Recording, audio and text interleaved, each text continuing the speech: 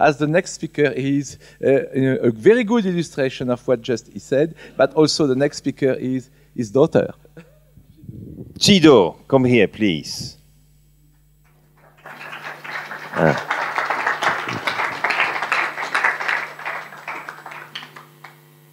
I'm the very proud father of this extraordinary girl who I learned to know when she was 11. And as soon as we looked in each other's eyes, we knew we're gonna conspire for the rest of our life. This is a conspiracy, not an Aquarian conspiracy, a real conspiracy. We're conspiring, and I think the beauty is that Chido had realized, with all the tough times that she had gone through, that in the end of the day, if you have an opportunity to make a difference for yourself, you can make a difference for many others in the world as well. And so she's dedicating her time in her life to really change the opportunities of particularly orphan girls in Zimbabwe and in Africa. Chido. Thank you. You control advancement. Yeah. Thank you, everyone. My name is, of course, Chido GOVERO. It's a name from my native language, which is Shona. My name, Chido, means passion. And I'm going to be sharing with you about something that I'm very passionate about. And the reason why I am passionate about what I'm doing is because this is a story that starts for me at a very young age. It starts with me discovering mushrooms after I became an orphan due to HIV and AIDS at the age of 7. And what I learned from the age of 7 is that there is a big need for simplifying innovation to be able to share that with the people who need that the most. And I found myself in that position. I was out of school, I didn't have food, I didn't have any opportunity to actually sustain the family nuclear that I was responsible for. And at the age of 11, I learned to farm mushrooms in a village where mushroom farming was considered a science that even today, if you ask some scientists and you say, can you grow mushrooms in this village in Zimbabwe, they will stop and tell you that is not possible because they don't have sterile enough conditions to actually do that. And when I discovered mushrooms and found that from waste material, which was the one thing that I had in abundance when I went to bed without food, you can actually generate value in terms of food. You can generate an income for people to be able to send children to school and to supply for their medical needs. I told to myself, yes, I am from a village where there's nothing of a sterile environment, but I want to commit myself to simplifying the art of cultivating mushrooms to be able to share that with the people who need it. And I set out to do that. And the picture you see there, that is actually me when I was around 13 years old. So I told myself, because I experienced a lot of things as a young girl, I had to go and work, I had to endure a lot of hardships, and I told to myself, I want to give this opportunity to young girls and women in my community. Why young girls and women? Because we are the ones who are responsible for, we carry the community on our shoulders, we carry the future on our shoulders by providing the everyday basic needs of our families. And when you don't have the right land to grow food, you don't have the right access to all these chemical fertilizers that they use, which have actually ruined the land to the extent that even when you access those things, you can't do much, then we need to think of something creative that uses less space, that uses the resources that you have available, and make the most value out of it. You see in the picture, this is my place today where I run a foundation, which I call the Future of Hope Foundation. And the Future of Hope Foundation is actually created after many, many years of work in different parts of Africa, where I trained women in different communities using what they have. And we went to communities where people were farming coffee. We used coffee waste to grow mushrooms, and instead of having the 99% of the coffee wasted, we actually could convert that into mushrooms.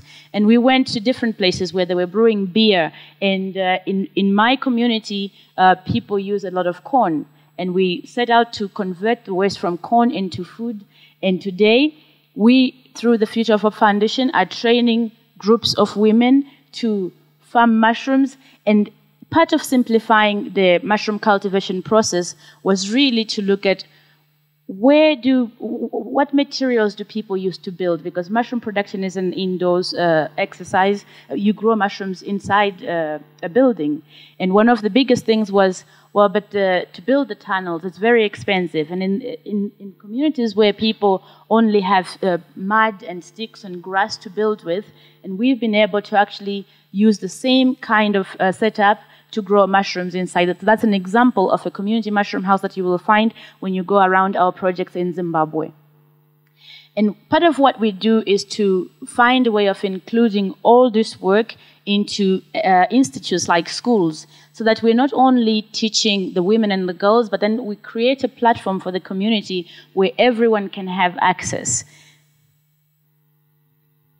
And one of the things that you may know is very rampant in my culture is that women and men don't easily come together and work in harmony. And what we've been able to do is by creating this opportunity where the women are taking the lead, but also there's a financial benefit to it, we're able to create a community that comprises not only of women working alone in their small pocket, but men also interacting, but on a more equal basis, because now they earn the respect, they're leading the projects that are bringing value to the community, and men come in to support.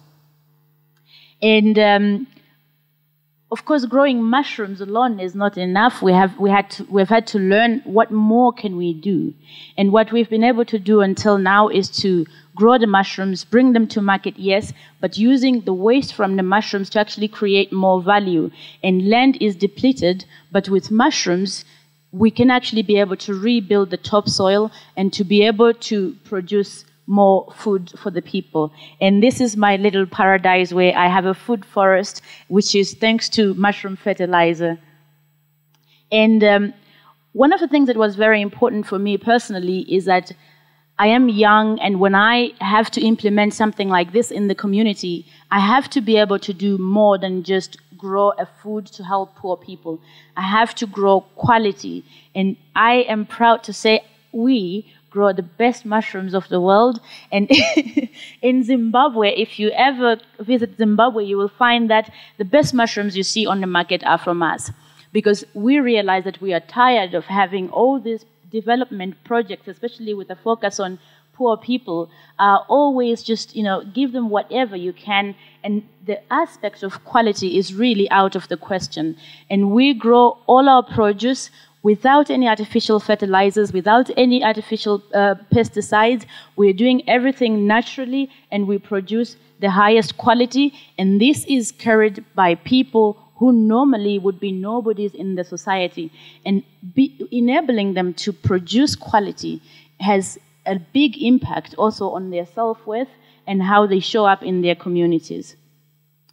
And so we're creating an integrated food production system which is based on mushrooms. And like I said, by converting waste to mushrooms, you have then materials that you can use to grow vegetables, and then we are also raising chickens together. What do we really want to achieve? We want to make sure that they have an income, a sustainable income. They can cater for their food needs, but also they start contributing to some of the biggest problems of our world today.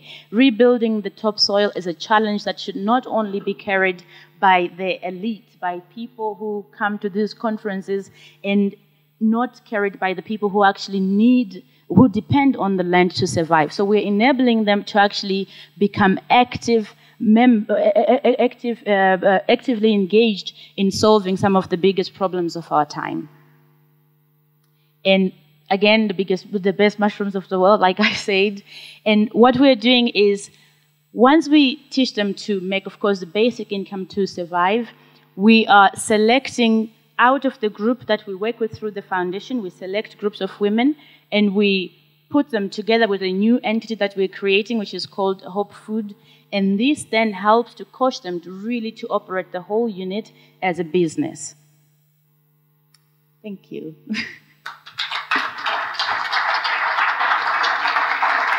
Thank you so much. Günther and Chido.